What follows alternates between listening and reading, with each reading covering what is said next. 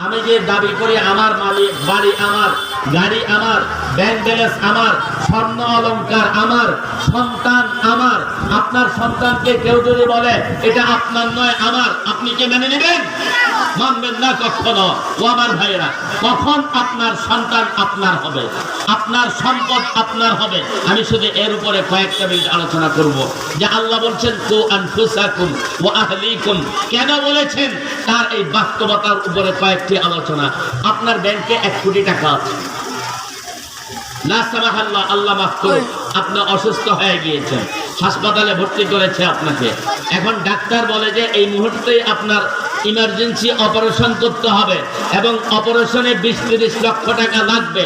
আপনার কোটি কোটি টাকা ব্যাংকে আছে, যদি আপনার অপারেশনের জন্য সেই টাকা আপনার কাজে না আসে, তাহলে কি সেই সম্পদ আপনার? আপনার নয়, আপনার কাজে আসে নাই। আপনার বাড়ি আছে, আপনার থাকার জায়গা হচ্ছে না ওই বাড়িতে, ওই বাড়ি কি আপনার? না। আপনার গাড়ি আছে, আপনার পায়দল চলতে হচ্ছে, আপনার গাড়িতে আপনি উঠতে পারেন না, সেটা আপনার গাড়ি নয়। হয়তো বলেন আমার, কিন্তু আপনার কাজে আসে নাই। একজন মুসলমান কখন তার অসহায় অবস্থায় হবে? আপনি যে আজকে বলেন আমার ছেলে আমার মেয়ে, আমার ছেলে আমার মেয়ে, আপনার ছেলেটা আপনার কখন হবে? আপনার মেয়েটা আপনার কখন হবে?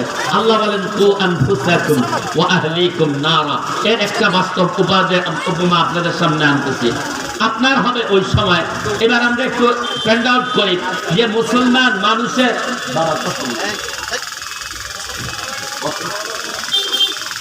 আপনার অসহায় সময় কখন? আপনি যখন অসুস্থ তখন আপনি অসহায়, আপনি বয়োবৃদ্ধ হয়েছেন তখন আপনি অসহায়, আপনি হাসপাতালের বেডে, কেবিনে বা ওয়ার্ডে শুয়ে আছেন তখন আপনি অসহায়, আপনার পা ভেঙে গিয়েছে, চলতে পারেন না, আপনি অসহায়, আপনার হাত ভেঙে গিয়েছে, আপনি নিজে হাতে খেতে পারতেছেন না, আপনি অসহায়। অসহায় কি অসহায়? বাস্তব কি অবাস্তব? ও আমার ভাইরা, এই অসহায় এখন বুঝতে হবে এটা দুনিয়ার অসহায়। এরপরে কি আখিরাতের কোন অবস্থা আছে? আল্লাহু আকবার। আচ্ছা, আমি কি এখানে বেঁচে থাকবো না, এখান থেকে আমার চলে যেতে হবে? চলে যাওয়াটা কি কনফার্ম না সন্দেহ আছে? না আমার অর্থ আছে, আমি মরবো না। আপনার বাড়ি আছে, 6 তলা 10 তলা বাড়ি আছে, কোটি কোটি হাজার হাজার কোটি টাকা আছে, এই টাকায় কি আপনাকে বাঁচায় রাখতে পারবে? আপনি অসুস্থ হয়েছেন, সিঙ্গাপুর ট্রিটমেন্ট করতে গিয়েছেন, আপনার কোটি কোটি টাকা আছে, ডাক্তারকে বললেন ও ডাক্তার আমার বহুত জরুরি কাজ আছে, আমাকে আরো 6 মাস বেঁচে থাকতে হবে।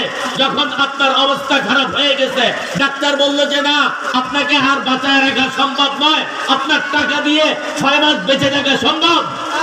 যদি সম্ভব না হয় তাহলে বোঝা গেল মৃত্যুটা অবধারিত। আপনার সম্পদ আপনাকে মৃত্যু থেকে ঠেকাবে না। ও ভাই, আপনার সম্পদ আপনাকে কবর আযাব থেকে ঠেকাবে না। আপনার সম্পদ আপনাকে ময়দানে মাহশারের হিসাব থেকে ঠেকাবে না। যদি আপনাকে রব্বুল আলামিন মেহেরবানি করে জান্নাত না দিয়ে আপনার অপরাধের জন্য জাহান্নাম দেয়, আপনার সম্পদ আপনাকে ঠেকাবে না, পারবে না ঠেকাতে আপনাকে। হ্যাঁ, আসেন এবার আমরা শুরুতে আসি। আমি তো সব সম্পদ আমার আমার বলে যাচ্ছি, এই সন্তানকেও আপনার বলে আপনি আখ্যায়িত করতেছেন। এই সন্তান আপনার কখন, কখন আপনার নয়। আমি শুধু এই জিনিসটা আপনাদেরকে একটু বুঝিয়ে দিতে চাই। আপনার সন্তান আছে 4-5 জন, সবাইকে ইংরেজি শিখায় বিশাল বড় করে ডাক্তার, অ্যাডভোকেট, ইঞ্জিনিয়ার বানিয়ে দিয়েছেন। এরা সব বাহিরে চলে গেছে, বাংলাদেশে নাই, অথবা বাংলাদেশে আছে, সে তার কাজে ব্যস্ত। আপনি অসুস্থ হয়ে বাড়িতে মুমূর্ষু অবস্থায় কাতরাচ্ছেন, আপনার কোনো সন্তান আপনার কাছে আসলো না, আপনার খোঁজ খবর নিল না, এবং আপনার মুখে পানি দিল না, আপনার কবরে রাখার জন্য জানাজা পড়তে আসলো না। আপনি কি বলবেন এই সন্তান আপনার? আপনার নয়। কেন? আপনার অসহায় অবস্থায় কাজে আসে নাই। আমার রব বলেন ওয়াকাদা রাব্বুকা আল্লা তা'বুদু ইল্লা ইয়্যাহু ওয়া বিল ওয়ালিদাইনি ইহসানা ইম্মা ইয়াবলুগান্না ইনদাকাল কিবারা আহাদুহুমা আও কিলাহুমা ফালা তাকুল লাহুমা উফ ولا تنهرهما وقل لهما قولا كريما واخفض لهما جناح الذل من الرحمة وقل رب ارحمهما كما ربياني صغيرا আমার মাওলা বলে বান্দা তোমার উপরে দুটো জিনিসকে আমি অবধারিত করেছি এক নম্বর হলো আমার ইবাদত করবে দ্বিতীয়টা হলো তুমি তোমার মা বাবার সেবা করবে কয়টা জিনিস দুইটা খুব খেয়াল করে শুনেন ও আমার ভাইরা আপনি তো সন্তানের মালিক আপনার সন্তান আপনার বলে দাবি করেন আপনার বাবাও আপনাকে তার সন্তান বলেই দাবি করেছে তাকেও তার পিতা সন্তান বলে দাবি করেছে আমার মনে বলে সন্তান তো তোমার ওই সময় হবে যখন তোমার সন্তানটা ছোট্ট ছিল 1.5 মাসের 1 মাসের 2 মাসের ছিল তখন যেমন তুমি তোমার সন্তানটা অসুস্থ হলে ঘুমাতে পারো ভাই তোমার সন্তান যখন অসুস্থ হয়েছে রাত্র 12টা 1টার সময় তোমার স্ত্রী বলল ও আমার স্বামী তোমার কলিজার টুকরা সন্তানটা জ্বরে কাঁপছে তুমি ঘুমাইতে পারো নাই ছেলেটা বমি করছে নাস্ত হচ্ছে আপনি ঘুমাতে পারেন নাই ছেলে কেমন জানি করতেছে দয়া ঘুম থেকে উঠে কোলে করে ডাক্তারের কাছে নিয়ে চলে গিয়েছিলেন কেন গিয়েছিলেন আপনার সন্তান বলেই আমার রব বলে ও বান্দা তুই যদি তোর বাবাকে যদি ওই শৈশবে যেমন তোমার সেবা করেছিল তেমনটা যদি তুমি সেবা করতে পারো তাহলে তুমি তার সন্তান وقضى ربك ألا تعبدوا إلا إياه আল্লাহ বলে আমি দুইটা জিনিস তোমাদের জন্য অবধারিত করেছি একটা হলো আমি রবের ইবাদত করবে আর একটা হলো তোমার মাতা-পিতার সেবা করবে রবের ইবাদত বলে আর কোনো বিশ্লেষণ করেন নাই হাদিসে বিশ্লেষণ অন্য আয়াতে বিশ্লেষণ করেছেন কিন্তু যখন মা বাবার সেবার কথা বলেছে এখানে আয়েশা রব নিজেই বিশ্লেষণ করতেছে ওয়াবিল ওয়ালিদাইনি ইহসানা ইম্মা ইয়াবলুগান্না ইনদাকাল কিবার আহাদুহুমা আও কিলাহুমা তো বান্দা শোনো তুমি যখন তোমার মাতা পিতা বয়োবৃদ্ধ হবে বুড়া হয়ে যাবে জীবিত দুজন আছে অথবা একজন জীবিত আছে এমনটা যদি হয় তারা বয়োবৃদ্ধ হয়েছে ফালা তাকুল্লাহুমা উফ মাতা পিতার সাথে এমন ব্যবহার করো না যে তোমার ব্যবহারের কারণে তোমার মাতা পিতা বলবে ও আমার ছেলেটা কি করেছে ব্যথা পাবে কষ্ট দিও না ওয়ালা তানহারহুমা মাতা পিতার সাথে কখনো উচ্চ স্বরে কথা বলো না ফালা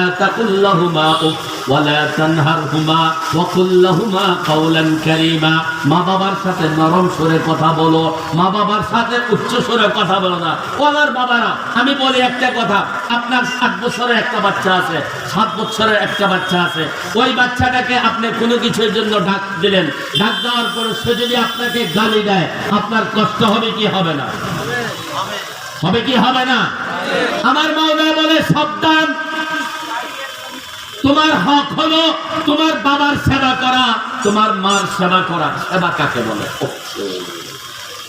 فلا تقل لهما اف ولا تنهرهما وقل لهما قولا كريما رب واغفر وقل لهما قولا كريما واخفض لهما جناح الذل من الرحمة ও বান্দা তোমার মাতা পিতার সেবাটা এমন করো তোমার দয়ার দুটো বাহু তোমার মাতা পিতার জন্য বিছিয়ে দাও যেমনটা তোমার 1.5 বছর বয়সে 6 মাস বয়সে 1 বছর বয়সে তোমার মাতা পিতা তোমার জন্য তার দয়ার বাহু বিছিয়ে দিয়েছে পেশাব করে দিয়েছো মা কষ্ট দেয় নাই পেশাবে মা শুয়ে সন্তানকে শুকনো জায়গায় শোয়া স্তন থেকে দুধ পান করে সন্তানকে শান্ত করেছে সন্তানের অসুস্থ অবস্থায় সন্তানকে সেবা দিয়েছে নিজে ঘুমায় নাই আমার মাওলা বলে এখন তোমার মা বাপ বয়োবৃদ্ধ হলে তুমিও ঠিক কেমনটা করে তোমার মা বাবার খেদমত করো ও আমার ভাইরা আমি আজকে আলোচনা ওইদিকে যাব না আমার আলোচনা হলো যে আপনার সন্তানটা কার আপনার সন্তান আপনার হবে ওই সময় যখন আপনার অসুস্থ অবস্থায় আপনার সেবা করবে তখনই তো নাকি ছেলে ভাই যদি সেবা না করে বলবেন যে আমার কোনো ছেলে বেলে নেই সেদিন কয়েকদিন 4-5 দিন আগে এক বুড়া এই খাজনার আপনি আপনাদের খাজনার এক বুড়া আমাকে টেলিফোন করে বলো হুজুর আমার 3টা ছেলে 2টা মেয়ে আমার আফসোস পাওটা ভেঙে ঢাকা মেডিকেলে পড়ে আছি একটাও আমাকে দেখতে আসে না আমি বলি সন্তানগুলি কার বা এটাই তো জানি না কার আমার বলে তো দাবি করতে পারি না। আমি তো শৈশবে তাদের জন্য বহু কষ্ট করেছি, এখন তো তারা আমাকে ফিরাও তাকায় না। এগুলো আপনার ছেলে যে আপনার বানান নাই, আপনার মেয়ে যে আপনার বানান নাই। আপনার যদি আপনি বানাতেন তাহলে সে নিশ্চয় আসতো। আপনার হবে কিভাবে? সে যদি রবকে চিনে তাহলে সে জানবে ওয়াকফিদ লাহুমা জানাহাদ যুল্লি মিনার রাহমা। সে যদি আল্লাহর পরিচয় জানে, সে যদি কোরআন জানে, সে যদি হাদিস জানে, সে জানে তার মাতা পিতার সেবা করতে হবে, মাতা পিতার দিকে নজর দিতে হবে। ও আমার ভাইয়েরা, কোরআনে কারীম কি চায়?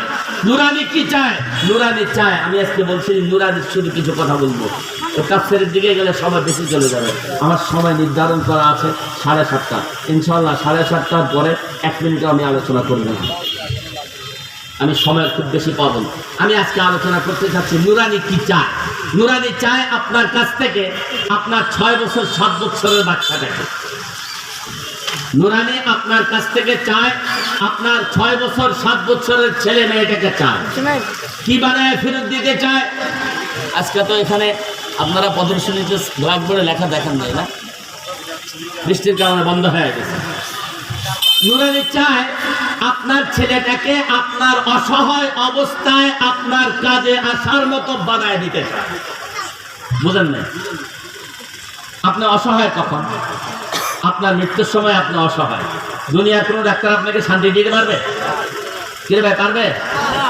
মৃত্যু যখন মানুষ পতিত হয় তখন কি দুনিয়ার কোনো ডাক্তার আপনাকে শান্তি দিতে পারবে? কোনো তদবির আছে যে আপনাকে